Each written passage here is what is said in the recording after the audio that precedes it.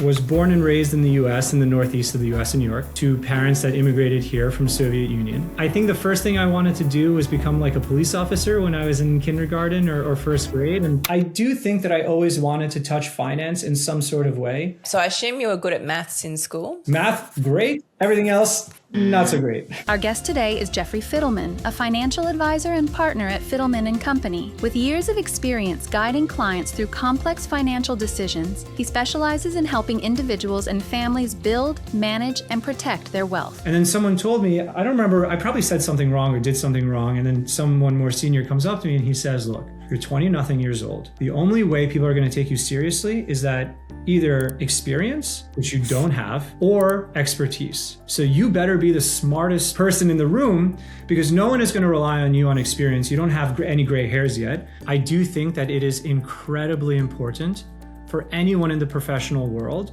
to have a voice, to have a confident voice, and to be on social media. It's so important now more than ever to at least have a voice. Welcome back to Beyond the Keynote. We are very lucky today because I'm speaking to Jeffrey Fidelman, who is a founder and CEO and extremely knowledgeable in how to get capital for your business, especially as a startup.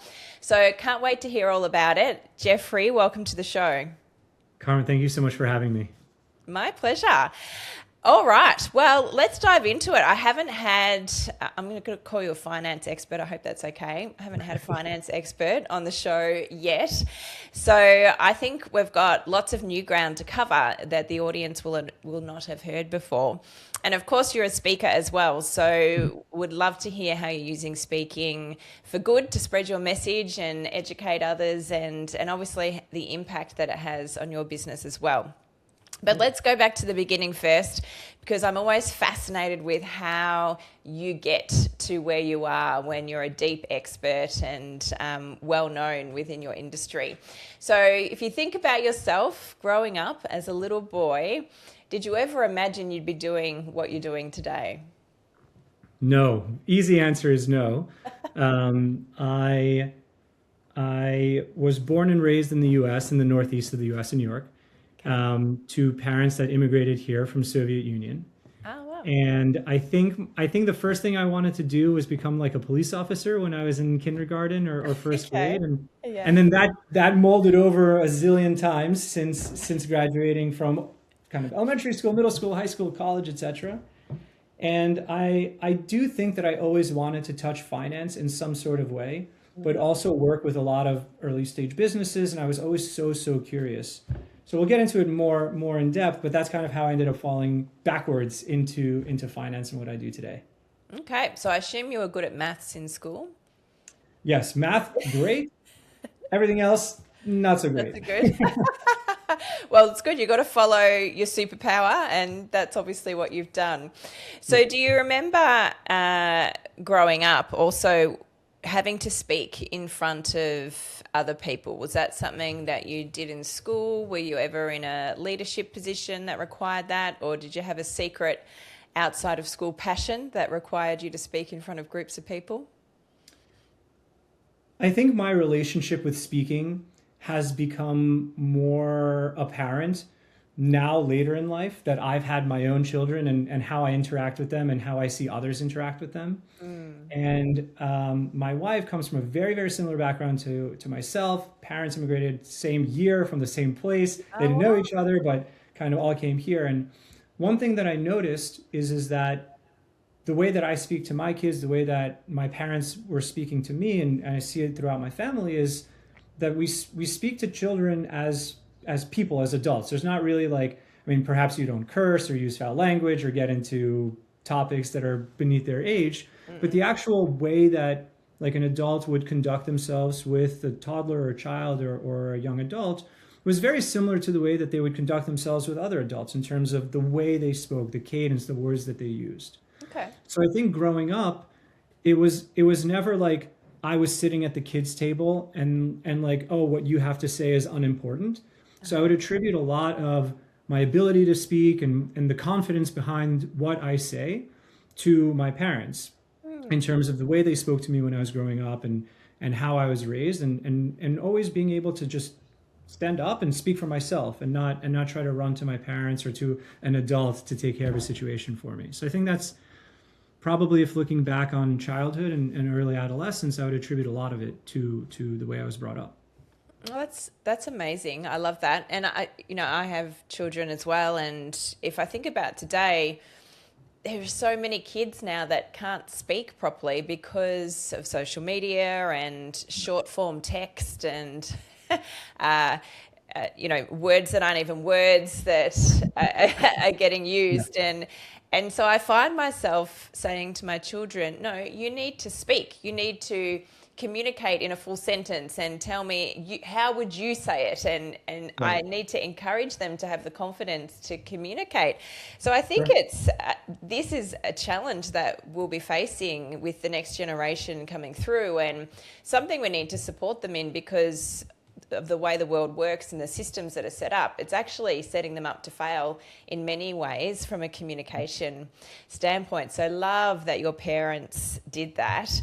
And so you never, would you say that you've always been quite confident then speaking in front of others? Is that have you ever felt nervous or had a fear around 100%, absolutely. Still to this day, each time. And it's kind of this mind shift that occurs, that needs to occur prior to actually going out and speaking, where going into this, I'm so nervous. And I remember, and you're always going to be more nervous the first few times you do any type of speaking, whether it's a podcast or in front of a live audience or anything in between. And I think while nerves go down a bit over time, they never go to zero. And you'll always have a level of anxiety and nervousness prior to going up and speaking. What if you say the wrong thing? What if you don't know the right thing? What if you're asked a question that you don't know the answer to? And I think something that I was later taught in my first kind of like professional job, I was very, very young. I was surrounded by people that were much older than me at the time. I think I was early 20s. Most of the people around me were like mid 40s when I started working in banking. And then someone told me, I don't remember, I probably said something wrong or did something wrong. And then someone more senior comes up to me and he says, look, you're 20-nothing years old. The only way people are going to take you seriously is that either experience, which you don't have, or expertise. So you better be the smartest, some expletive person in the room, because no one is going to rely on you on experience. You don't have any gray hairs yet. So the best thing you can do at a young age is just be the smartest person in the room about something. I mean, not to inflate anyone's ego or mentality, but just be an expert in something and then stick to that. And I think that's what I've slowly done. I mean, that was many, many years ago. What I've slowly done over those years, where I started looking at something, I was always really curious. And then over time, my curiosity just built up this both expertise and now, many years later, a little bit of experience too. Just a little bit of experience. I love that. I remember years ago when I was in my mid-20s, and I was in a corporate organisation then, and there was a lady that came in to teach public speaking, and I remember doing her course and absolutely loving it. And I said to her afterwards, do you think I could do what you do? And she looked at me and she said, you have the skill and you could, but you're not old enough. A room full of 40-year-olds are not going to listen to a 25-year-old, or it's going to be much harder for you at this age. And I remember just being really annoyed by that answer. But the business that I now run, Illuminated Story, I've been in business for 8 years now. I did start that when I was around 40, and it did help. The experience and the age absolutely helped, not just because you're older, but because of all the experiences you've had to get there. When I was dealing with MDs, CEOs, executives, entrepreneurs who needed to speak, I understood their world as well, because I'd ran national teams in senior leadership roles too. So it's good advice, and I like the fact that he said dive into what you can. So dive into being an expert in something, because you're not older and you can't change that. So it's good he gave you an action or something that you could do. My favourite saying, people will say to me, I get extra nervous, Carmen, when I have to speak on something and I don't know what I'm talking about. And I'll always say to them, well, you should be extra nervous then. You actually need to research and then you can talk on the thing. But we probably shouldn't be talking on it if we don't know what we're talking about. Agreed.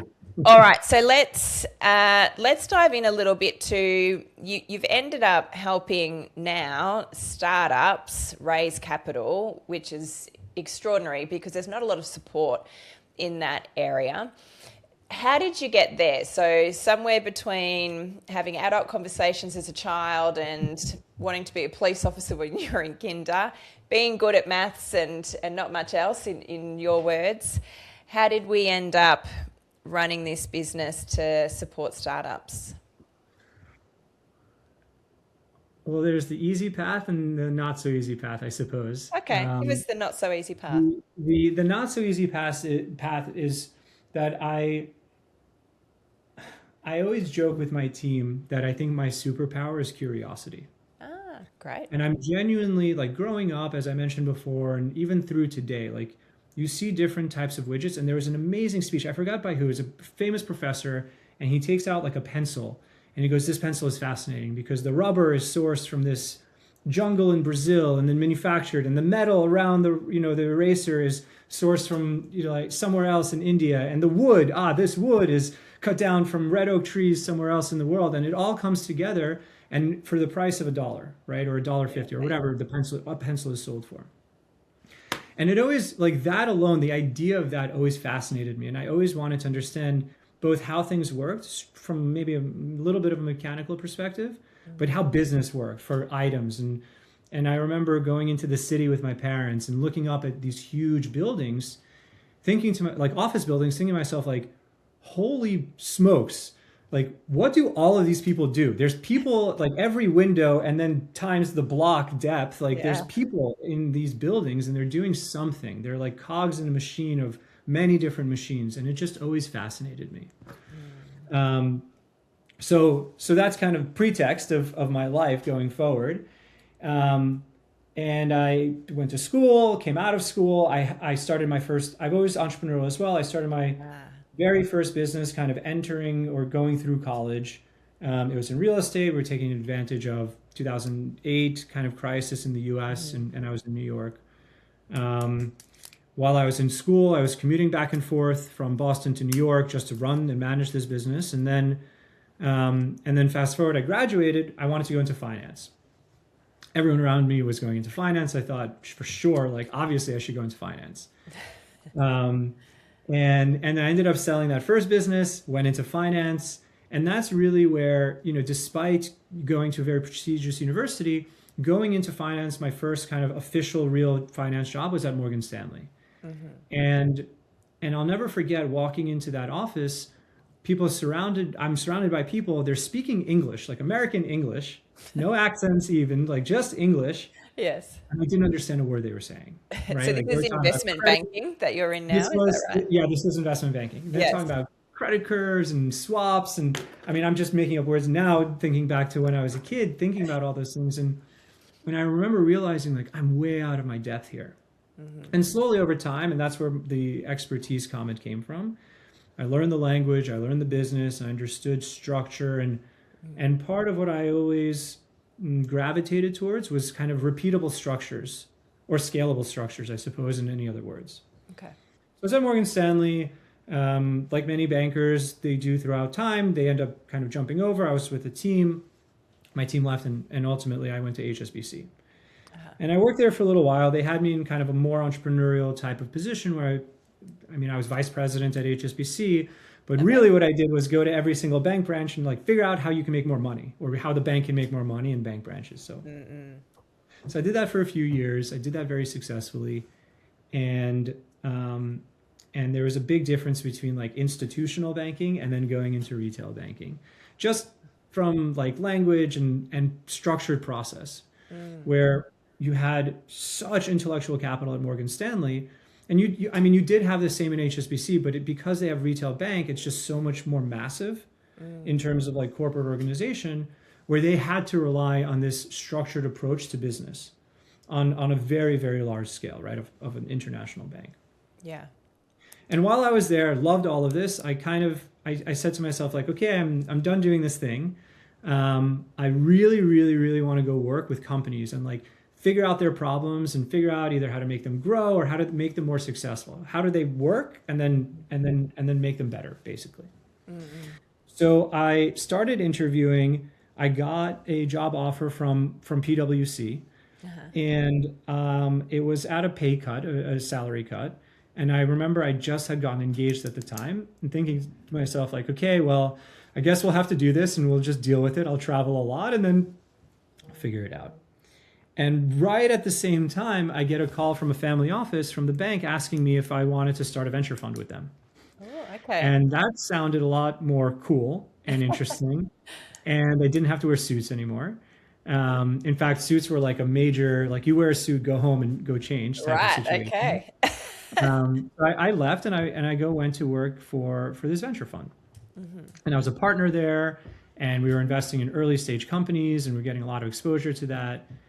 And that's kind of where very quickly I realized that the structure and process and consistency that larger organizations had in place, whether it was at Morgan Stanley to raise capital for companies or HSBC internal processes, those didn't exist in startups or even emerging managers, like new fund managers that wanted to start up.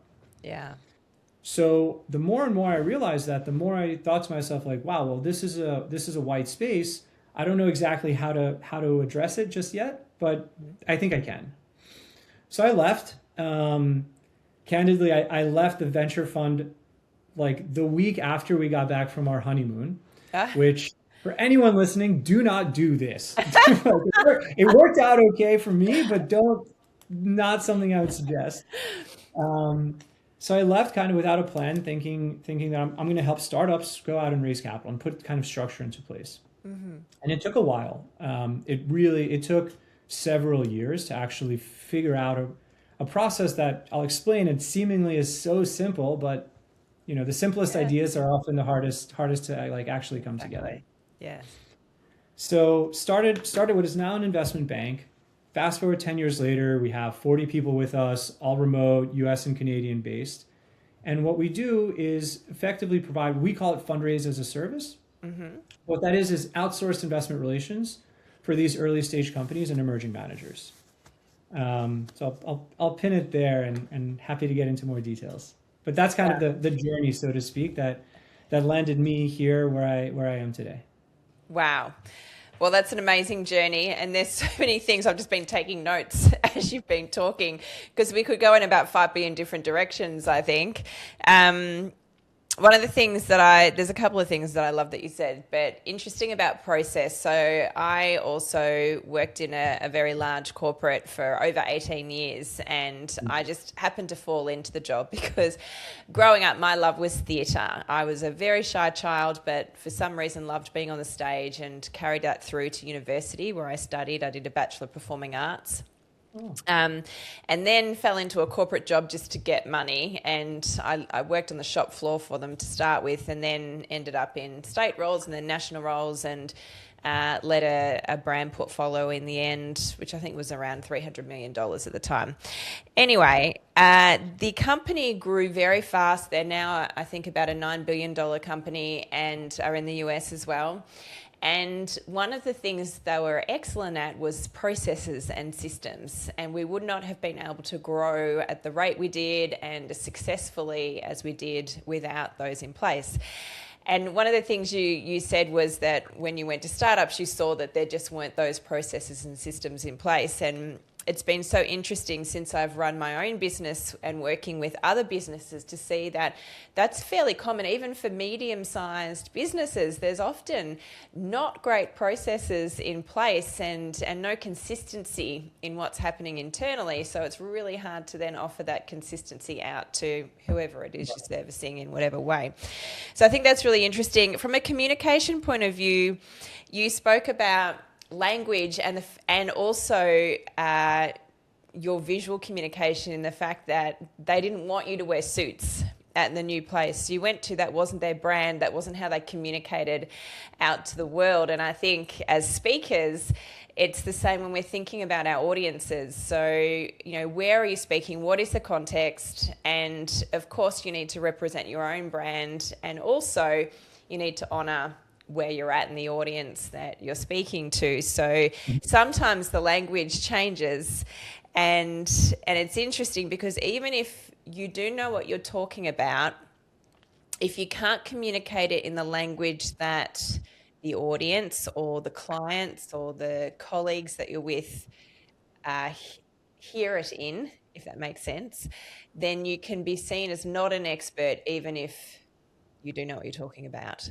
So I think that's really interesting. I know when I shifted in the business I was in, I was basically in a more an operations role, even though it sat under marketing for many years. And then I switched into being the brand manager of a section of the business's portfolio. And I realized that even though I knew what I was talking about when it came to marketing, I didn't have the lingo down. And until I shifted and got that, I didn't get the respect. Yeah. So really interesting. And I love that you also said that the simplest ideas can be the hardest to form and to get right before you execute them out to the market. So where do we go next? I'd love to understand, obviously, your business is going really well. You did work out how to get this simple idea that was hard out into the market. So maybe tell us a little bit about that, and then tell us about your speaking. And did you find that because of what you'd achieved, you started getting invited to do speaking engagements, or did you sort speaking engagements out? Definitely the latter. And I'll say that it all started, interestingly enough, it all started really with the thought around marketing, business development. We certainly don't run a business. Generally, investment banks don't run on a business of like LinkedIn ads or Facebook ads or Google ads or anything like that. And when you think about later stage companies or Goldman Sachs or Jefferies, Lazard, Morgan Stanley, all these different investment banks, there's kind of already a network, and they have inbound. Like if you need to raise $100 million or $1 billion, you're going to go to one of those because they already have networks and their own systems and processes set up and in place. Yeah. And the market where I operate in is extremely fragmented. There are advisors, which is like a whole nefarious situation, oftentimes either unlicensed or don't know what they're doing, or will take someone's retainer and run away. There are AI platforms that just burn your domain and reputation because they're sending so many emails out. And then there's just a bunch of random things in between. So from the perspective of doing talks or doing podcasts or doing kind of public appearances or blogging or writing or guest writing for different types of media outlets, we saw that as a way to showcase on a bigger basis our expertise. Yeah. And we're talking about experience and expertise. Now we have a bit of both because the firm itself has been around for over 10 years and myself longer than that. But we have this ability to talk about expertise, to talk about 10 years worth of data. And we try to combine both qualitative and quantitative facts and figures and metrics in all of our publications and all of our public appearances or speaking engagements, my own as well, where we can talk to our experience as well as our expertise. And I think that alone, coupled with the fact that we run a very transparent process, I joke with people that nothing we do is proprietary. We follow best practices, we've productized, where we've created a managed service around best practices on raising capital, and we've been doing it for so long that our data is probably better than anybody else's data. Yeah, amazing. So I think speaking publicly allows me the opportunity to reinforce what is working for our clients, is to reinforce that there is no silver bullet, for example, in fundraising. But it also allows us to do something that I only really recognized about a year ago, which kind of shocked me when I had like a revelation type of moment, where you hear successful entrepreneurs sometimes talk about how their product made changed the entire industry and the approach of the industry. And I think what we do, and the reason why I'm so open about talking about how we do what we do, is that I believe a rising tide raises all ships.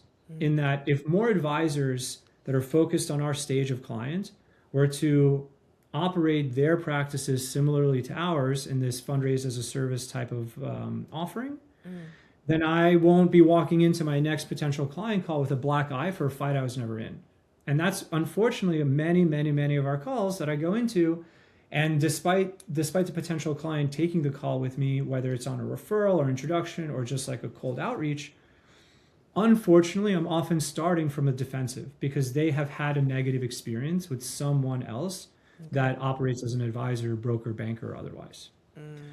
So anyway, so that's why I started doing these public appearances and speaking.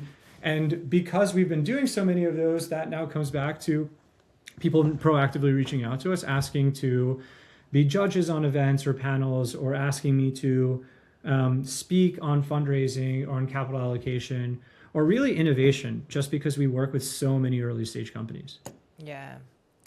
Amazing. It's definitely a great way to get into the right rooms, to build your brand and be known within an industry for the quality that you obviously are. Have you got any memorable speaking occasions that you'd like to share with the audience today? I love to hear something that went extremely well for a certain reason, or something that went extremely badly. And when I say extremely badly, it may have felt that way. It didn't necessarily happen that way for the audience, but maybe something was happening internally for you, or technically something went wrong. Any stories to share? Sure. Well, with pitching, I've learned through experience, as well as my personal experience, as well as just seeing other clients, in that when you're pitching your business, like for the first couple of times, even your first couple of rounds that you're doing, invariably one of the first 5 pitches you give, you will bomb. Okay. I've done this before, and we've raised capital for different clients. Like I have had different startups and raised capital for them, and some have done well, some have not done well.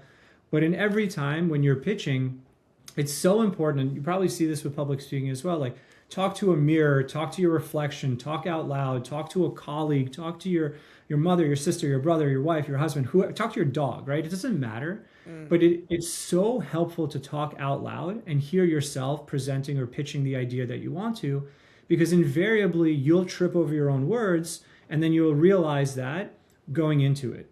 Not to mention, the more times you do it, you see different body language, different responses, facial expressions to different things that you say during the course of a pitch or presentation that will also help you with this kind of like silent feedback for you to adjust in future presentations. So definitely the bad thing that happens is, yes, if I'm pitching a new idea or if we're doing something new, I almost expect that one of my next 5 conversations, I'm going to bomb. And I'm kind of okay.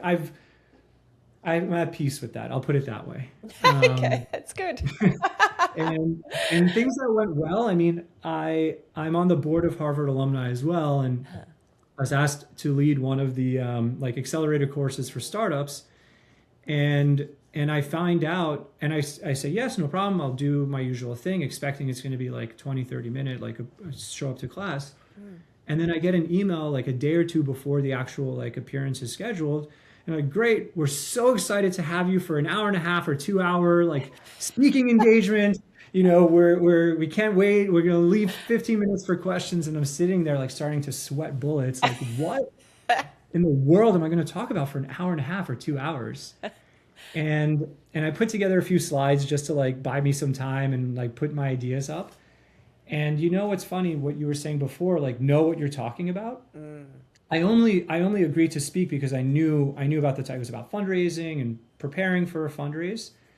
And I got through about 80% of what I put together and didn't even finish it. And I just had so much content that I wanted to share. And there's so many questions that were coming from the participants in the accelerator that it finished. And I was like, I had more to provide to them had I had the time.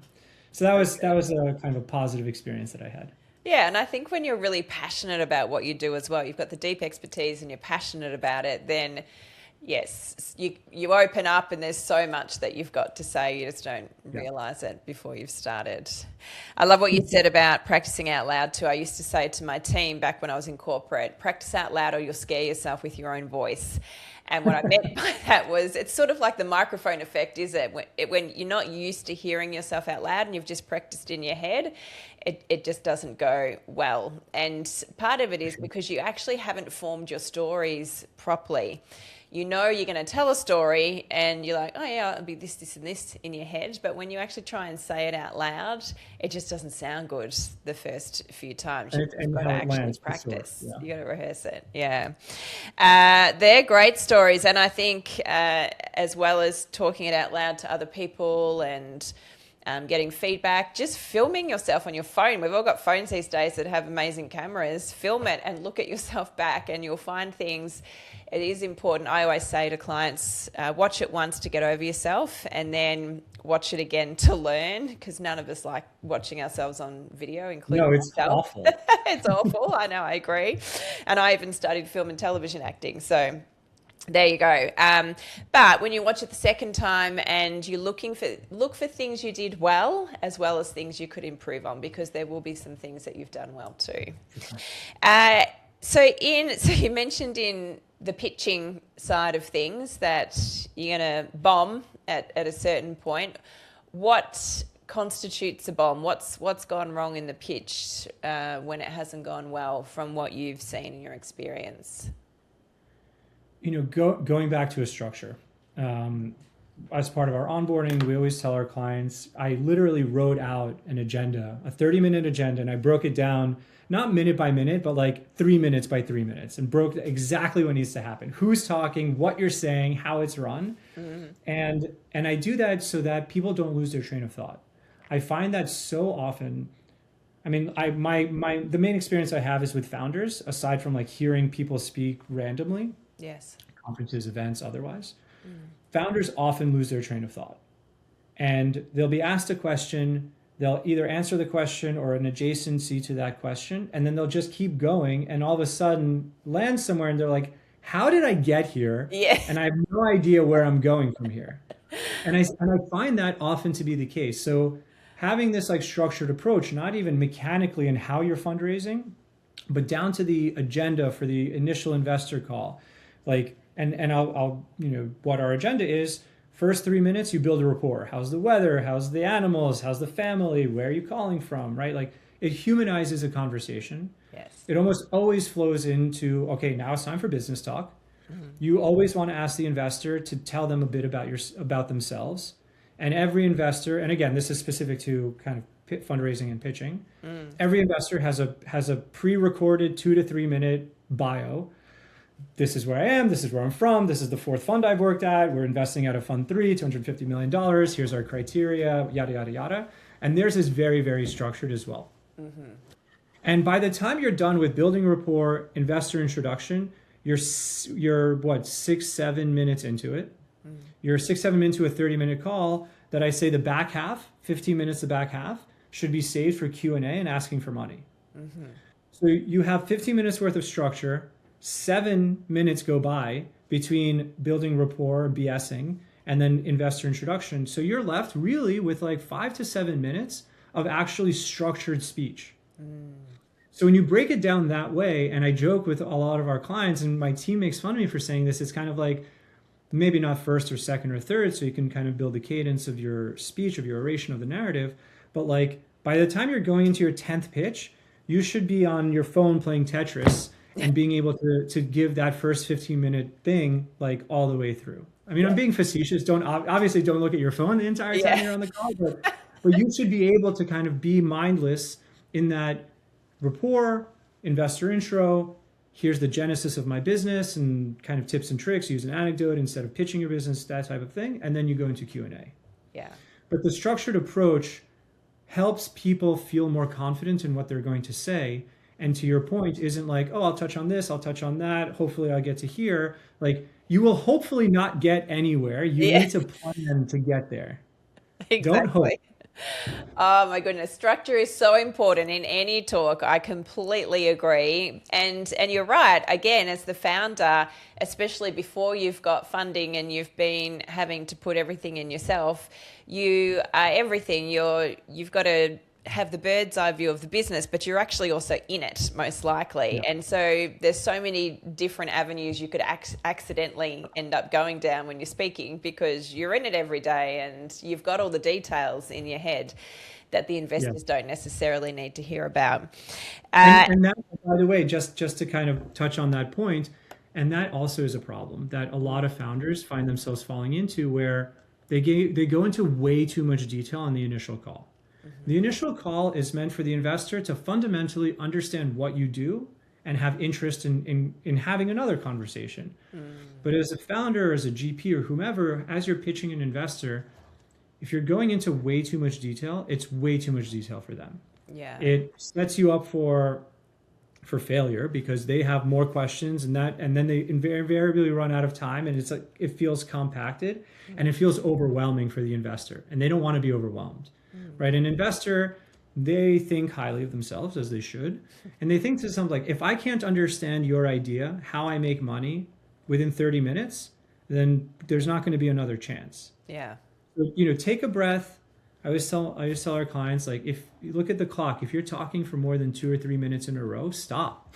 Stop yourself and break it up. Does that make sense? Do you have any questions? Am I being clear? Do you like the business so far? Any one of those, so that you have a conversation, not a presentation, I guess is the best way to say it. Yeah. So important in sales. I did a lot of sales over the years as well. I had the pleasure of being taught by a man that used to come over from the UK to Australia, but he was Scottish. He had lots of very funny jokes. And it was absolutely all about building rapport first. Build rapport with people. People buy from people that they like, know, trust, all of those things. And understand the customer or the client, or in this case, the investor, which is the exact structure that you've just described. And I love that basically their pure pitch is the 7 to 8 minutes in the middle. And I'm pretty sure it was Richard Branson that was quoted to say that if you can't pitch me within 8 minutes, then you haven't got the idea down clear enough. So you don't have much time to get that part across the line. I'm actually working on a 15-minute talk that I'm doing next week, and I keep refining it. Because it's much easier to do a 45-minute keynote than it is to do a 15-minute one, when you've got a lot to say and you've got to figure out what's the gold, like what am I actually going to say in that short period of time that's going to serve the audience and excite them and inspire them and want them to do whatever it is you're asking them to do at the end, which in your case is the investing. And what you also said reminds me of, there was a sales strategist that I worked with when I actually first started my business. And he got me in because he believes that a good salesperson is trained in sales and marketing, psychology and acting. So he wanted me to create a workshop on how to stay in character in a sales meeting, which was lots of fun for me to do. And it worked out well because I'd done a lot of sales, so I understood his other core messages that I tied into. But he would always say, know what the outcome of the meeting you're in, what you want it to be, because it's not necessarily the sale. And that's what you're saying. You're not going to necessarily get the investor in the 30-minute meeting to say, yes, I'm going to give you millions of dollars. It's the sale, or the yes is, yes, I want to talk to you again. And I'm sure sometimes things can go faster and sometimes things take longer. No, you're absolutely right. I mean, it's funny that you say that, but the goal of the first meeting is to get a second meeting, right? Like, I often say the same thing. Of course, ask for money, have that conversation. You're not speaking with an investor because they want another friend. They know why they're there. You know why you're there. But I very, very much agree with you that not only that meeting or event should have a specific goal, which should be relatively singular. But even when discussing like a pitch deck, for example, everything you say, everything that's presented, every slide of a deck should have a goal to it. It should be tied to a specific reason. There should be a reason you're saying it. And it's almost like, real estate is scarce.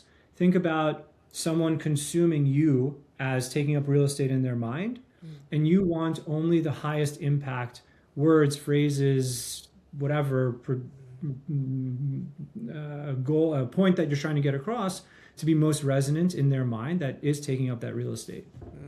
I love that. That is perfect. That is so true.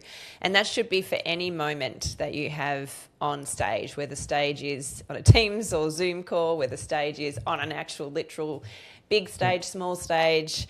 You know, people think of speaking sometimes as only the big stages, but sometimes the most powerful rooms can be the small, intimate rooms with the right people in it for the outcome you're trying to achieve. And whenever you're speaking, it should be because you're trying to achieve an outcome, not just for fun or not just to look good in front of people. Right. So interested to know if we switch from pitching for a moment, and have you been invited to speak on stage at any industry events, or has it mainly been podcasts and panels?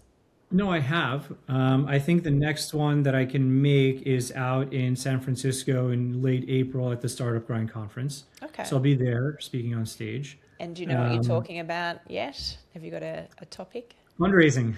Fundraising. Sure. Yeah, we're talking about fundraising and kind of the structure, the process around fundraising, specifically around early stage companies.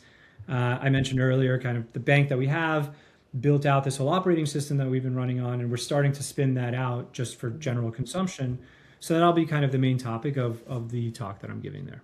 Amazing. And how do you find the difference between when you are speaking to a small room or on a virtual call versus being on a larger stage in front of a larger audience? I guess it's exposure. You know, I can't say that I felt any less nervous going into doing my first couple of podcasts than I did going to speak in front of, you know, tens or several hundred people.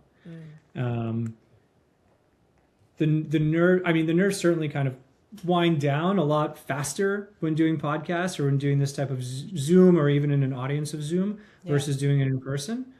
But they're, you know,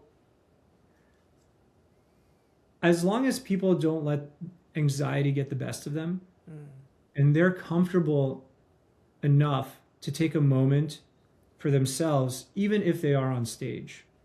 And I don't remember whether it was watching Steve Jobs and somebody was analyzing his speech patterns, or maybe it was Musk, or it was maybe some banking tycoon. But I remember there being a clip, and the most recent one I remember being Steve Jobs, but I don't think this was about him, where the individual was asked a question and there was a weird delay in time where that individual just didn't answer. They didn't sit there and say, they didn't have filler words. They just sat there in silence and then answered the question.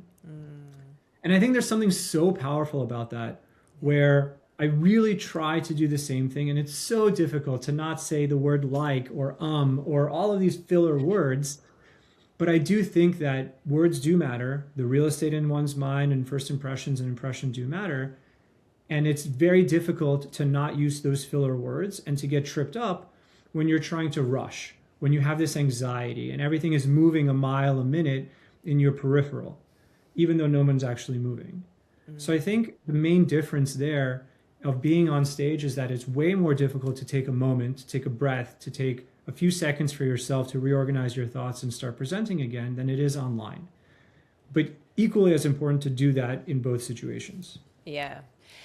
Yes, I think if I go back to the salesperson I was talking about originally that used to fly over from the UK, he would teach a technique called, I won't actually say what it was called because it was a little bit rude, the title, but basically you have to be quiet. You have to use silence as a superpower in selling. And on stage, it's longer. So for the audience to feel the pause, you actually need to pause longer than you would in a small room just because of the space. And as the speaker, you have to get comfortable with longer pauses to be able to have the effect, the emotional effect you want to have on the audience. And to you, it could feel like a lifetime that you're pausing for, but with the audience, it just feels right.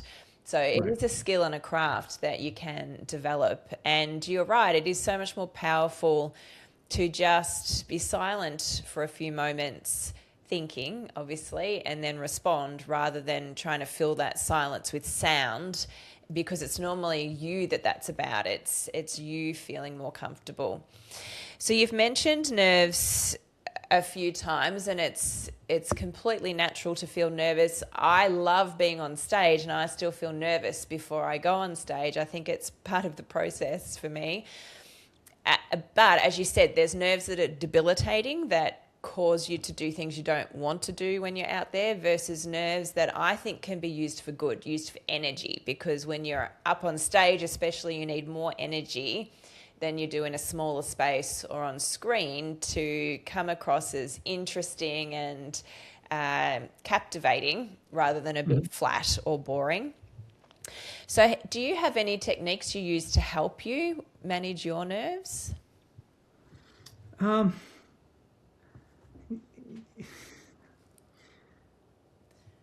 think the right answer is probably like breathing exercises or mantra or something along those lines. I don't have anything like that. I think that there's a fine line between stress and distress. Yes. And stress is not bad. Stress is a driving force to push someone to do something about being stressed. Distressed is feeling underwater, incapable of handling the situation, anxiety is taking over, and it's debilitating, right? To your point earlier. So what has helped me oftentimes is preparation, just being really, really confident about what I'm talking about. And before, it was a lot more about preparation. Nowadays, I just don't talk about anything that I don't know about. So I'm comfortable enough going into something with minimal preparation, because I live and breathe what I talk about every single day. Yes. So my daily kind of workflow is preparation for all of the speaking things that I do. I do think also having a mindset shift. I was speaking with someone about this, I think yesterday, Tuesday, about how I don't want to project on anyone, I often feel going through a transition, like work to home, work to going on stage, any type of transition where, like, from a social perspective, you need to go through a mindset shift. And some people are able to do this very naturally. Others, and I put myself into the others, where I literally need to sit and shift my mindset. I'm now going home. I need to leave my stress at work, my work stress at work, and now I'm going home where I can have my kids jump on me and I'm not thinking about work, right? Like that type of mindset shift. And it's the same thing with going on stage or going into a podcast. You see a lot of people, like back in the day, doing power poses, like raising their hands in front of a mirror and just being big and like large in front of the stage. Whatever. Yeah. It's the same difference, right? Going into an engagement or speaking event or networking event, what I do is take a minute or 30 seconds and just in my mind think to myself, like, and maybe this has a lot to do with acting too, who does Jeff need to be for this event in order for Jeff to get, sorry for talking in the third person, but in order for me to get the intended outcome from this event that I'm going to. I'm going to this for a purpose. Yes. How do I increase the success or increase the likelihood of my purpose coming to fruition? And you close your eyes and say, I'm confident. Again, I don't know, it's not a mantra. I don't think about it that way, but I know what I'm talking about.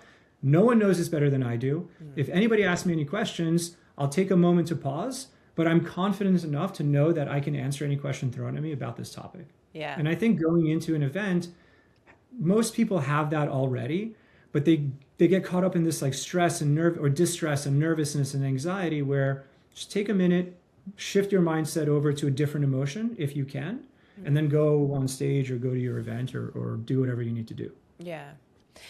And I love that mindset shift. So one thing you just said about the questions, and obviously you can't do this every time someone asks you a question, so you really do need to know your stuff and have the expertise.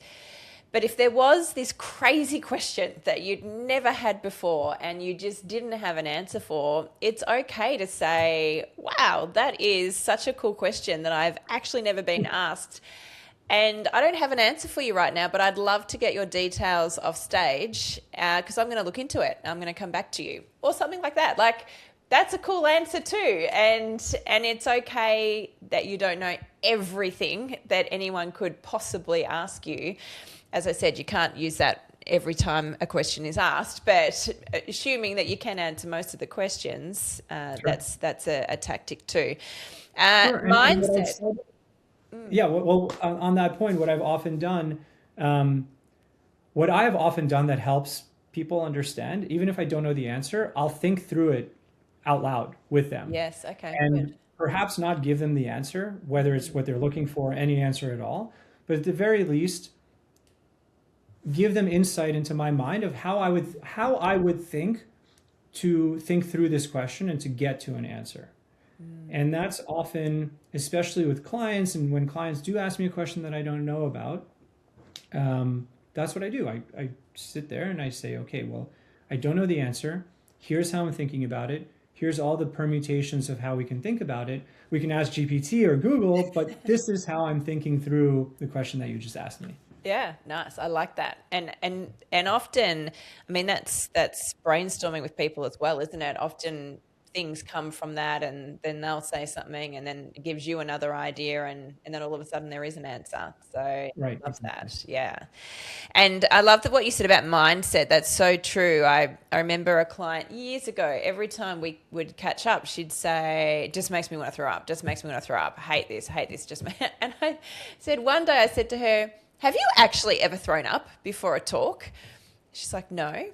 I said, oh, okay. So what if you stop telling yourself that it makes you want to throw up and you started focusing on the fact that you're brilliant, you know your stuff, you've got this incredible information to share with your audience, and it's a gift. You're giving it to the audience. Let's take the onus off you and how you feel, and start working on this skill set, because it's a skill set and it's important for you to be able to share this information. And she was like, wow. And it just shifted her mindset incredibly, and she turned up as a different person from then on. She said That's to me, awesome. I'm never going to love this. Like it's not my passion, but I get it. And I am good and I can do this. So I think mindset is a great tip that you've just given. And I remember speaking recently myself, and a colleague of mine was speaking at the same event, and she was intrigued by my process because obviously I help thought leaders around the world get on big stages and combine traditional keynote speaking with theatre to really create an experience for the audience. And so she was watching me and she wanted to know everything about what I was doing prior to prepare. And what I actually do is I get very quiet, because I'm actually more an introverted person, but can get on stage and deliver performances. And so I think, and I've never thought about what I do or why I was doing it, but I think I actually conserve my energy and just get ready to be that big person that I need to be on that stage in comparison to how I am in my everyday life. So yeah, so there's no right or wrong answer. I was just intrigued to see whether you did have anything that you do that helps you with your nerves. Yep. So the future of speaking, this is called Beyond the Keynote, because I like to dive into who the person is behind the speaking that's being invited to these podcasts and these stages around the world to share your expertise. But I also like to think about, well, how do we keep evolving in the world of speaking? And I know you and I had a quick chat before we started the podcast today. And it is fascinating to think that maybe the future is what we were doing in the past, because with technology advancing and AI becoming extremely prevalent in all of our lives, maybe it is that human connection that's going to make a difference. But be interested in your thoughts and what you're seeing on the conference circuit at the moment when you're being asked to speak. Well, in IRL events, in real life events, yes. I've been speaking with, interestingly enough, we have a few potential clients that are in that business of either investing in or putting on these in real life experience, whether it's experiential, like meals, like brunch, dinner type of situation, or concerts and events, or renting out movie theaters to play certain movies or experiences also in those, or renting out kitchens for chefs to cook in. And I say that because with the advent of AI especially, and I think COVID kind of disrupted a lot of conferences, events in real person, like in-person types of situations. There is a lack of human interaction. I think many people have started to feel, and conferences, from what I understand, industry conferences and everything else, there seem to be growing exponentially. And with the advent of AI, as I was saying, looking through either Instagram or Facebook or LinkedIn or TikTok or whatever your social, platform of choice is, you start to notice that a lot of it is both, first of all, similar, but also not real. And we had this for a while, like through Instagram, with all these people making so much money, and then half of them didn't even have money, the other half got arrested for fraud. And you're thinking to yourself, like, this isn't real. This isn't like social media, the interweb, like everything you see there. Just how do you know what's real? How do you know how do you qualify what's real? What's good advice? I saw this trending thing a year or two ago about like, you should buy, a 100,000-pound vehicle. And guess what? A G-Class is exactly more than that because you can write it off on your taxes. Like, I can't imagine how many people took that advice and then actually got caught up in some nefarious activities that they were doing. So with that being said, I do think that the allure for human-to-human interaction is growing significantly. Conferences, in-person events, networking groups, all of these apps now that are like Tinder, but not for like romance, but just friendships and getting together with people. Gary Vaynerchuk talks about how he sees there being a business in just walking with people and talking with them. Kind of like a psychologist, but just a human with human connection. Yeah, wow. And I very much agree with that. I think that there is a need to talk with someone, and there's something that AI might actually be pushing forward more, where AI will be utilized for general answers or guidance or what have you, but there's still just something so much more visceral around having a conversation with someone who is imperfect, right? And I think that's the beauty of it. Yeah. Talking with someone who has had experiences that they've, fell and bumped their leg 17 times and now avoid that crack in the road because they have scabs all over their legs, right? Like there is some quality and benefit there that at least for now, AI or anything online just cannot replace. Yeah. And we can do these podcasts, we can do these talks, and I see like podcasts are dead, things also kind of going up online, and it's total nonsense. I think people are looking to learn from other people or consume content. And I do think that is starting to push people to actually go out into the world and see for themselves what's out there. So conferences or TED Talks or TEDx Talks and all of this, like many other of my contemporaries, would venture to guess that business just continues to grow, maybe because of or in spite of AI continuing to grow. Yeah. So true. I think when I studied theatre, live acting and theatre and performed in it, and also have done film and television, and I've always loved live theatre more as an actor, as a performer, because you've got that two-way interaction with the audience. Even if they're not responding, there's some sort of energy in the room, which is just like live speaking. When you're at a conference, you get that live energy from the audience and that exchange from the speaker to the audience that's magical, really, and you can't replicate that on a screen. There's lots of great things we can do on screens, and I'm so grateful we can, because I get to speak to you. You're in America, I'm in Australia. We get to speak to each other. So it's incredible what we can do. And I use AI every day in my business. It has helped me speed things up. And I think if you use it the right way, it can push you to think differently or to challenge yourself in different ways. But at the end of the day, every now and then I shut it all down. I'm like, I just need to think about all of this myself. Like, I just need to do some thinking, and I need to speak to another human about what I'm thinking and gain insights from another human being.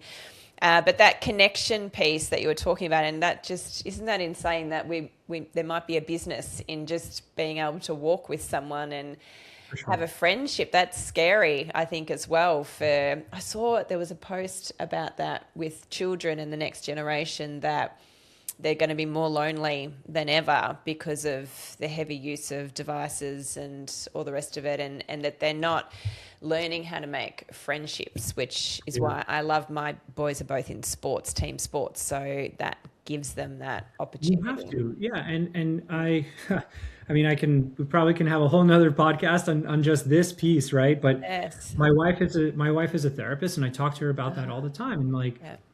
I think people's interaction with one another, and I think most people would benefit from some therapy. Some people would benefit from a lot of therapy. Yeah. But I think that the idea there is kind of like, people don't have that human to human connection. We talk about, just from like an age demographic perspective, where, back 100 years ago, you had a small farm or town or whatever. Everyone knew each other. There was no TV. There was no social media.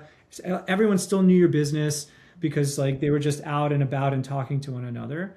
But there was so much more kind of like camaraderie amongst people, and longevity, which is the crazy part, right? Like Gladwell's book, I think it was Freakonomics, he talks about this place in Italy where people live beyond 100 years old. And is it the water? Is it the soil? Is it the air? Is it the elevation? Is it the sun exposure? And it turns out it's because the people are just talking to one another. They're friends with one another.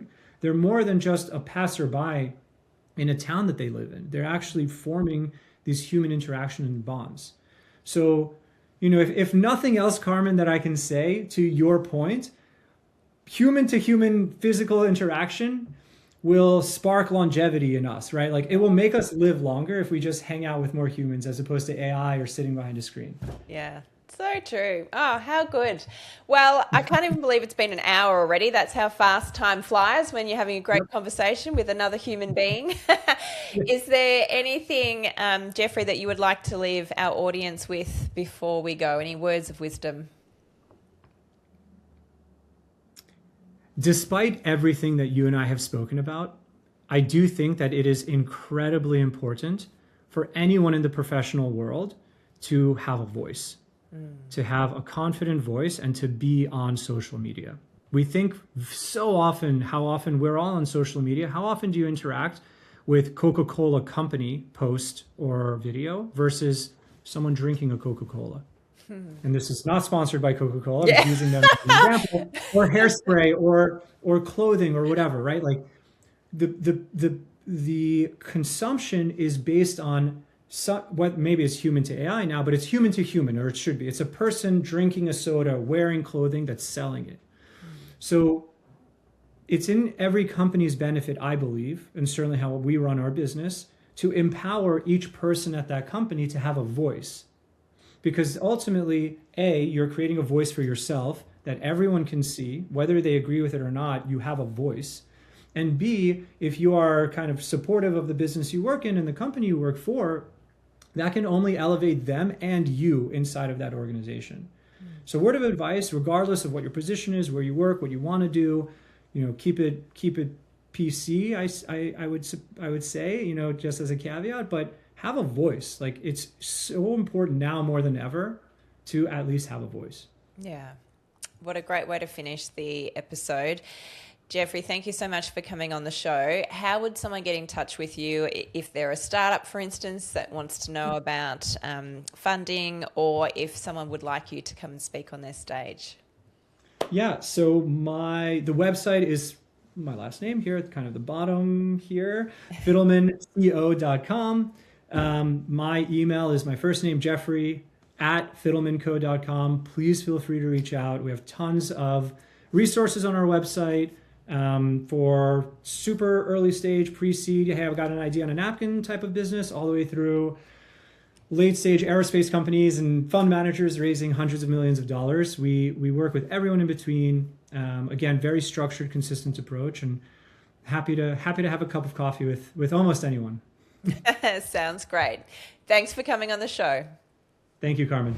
All right, here's where you're standing. You can close this episode, think that was fun, and go back to doing things the way you've always done them. Or you can decide you're done being the speaker, the leader that people politely applaud and immediately forget. If you want to create the kind of moments we talked about today, the theatrical, the unforgettable, the profitable, I've put together something that'll change how you think about the stage forever. It's called Beyond the Keynote, Creating Your Illuminated Story. No fluff, no theory, just methodology I use with elite speakers and leaders who are done playing small. Go to illuminatedstory.com/masterclass. And hey, if this episode hit you somewhere, share it, leave a review. It takes 30 seconds and helps more people discover that great speaking isn't magic. It's a game and you can learn to win it. I'm Carmen Sederino. Don't just speak, illuminate. See you next week.